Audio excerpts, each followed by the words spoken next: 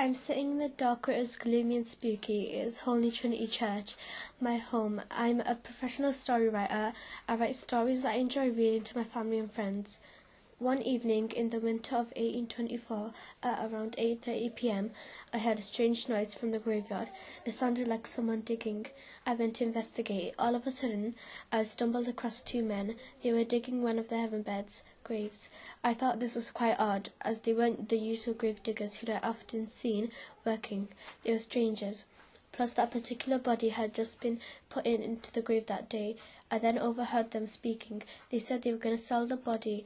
They were robbing innocent people's graves to make money by selling the bodies. I was disgusted.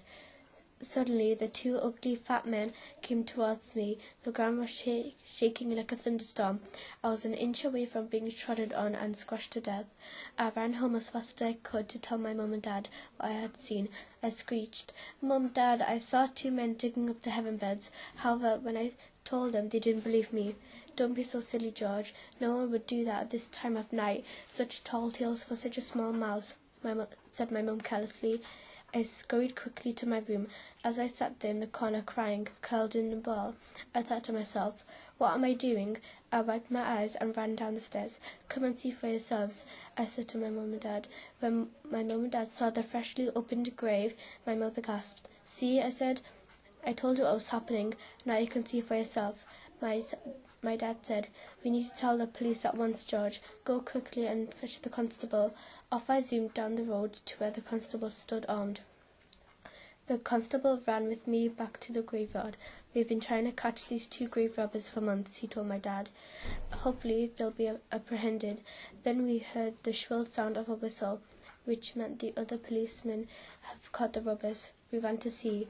The police had caught the two men, and there was an angry mob of people around trying to get their hands on them. I thought they may be some of the families whose relatives' bodies had been stolen. The police had to run with the men to the local jail to get away from the angry mob who wanted to kill the men. The robbers were locked away in jail while they awaited their fate. They were named as William Burke and William Hare, two Irishmen. William Hare was a snitch, and he gave the police information about his friend, Burke, and got off lightly with the prison sentence. Some friend he turned out to be. William Burke, on the other hand, was hung on the 28th of January 1829, and was buried in a heaven bed of his own. How ironic.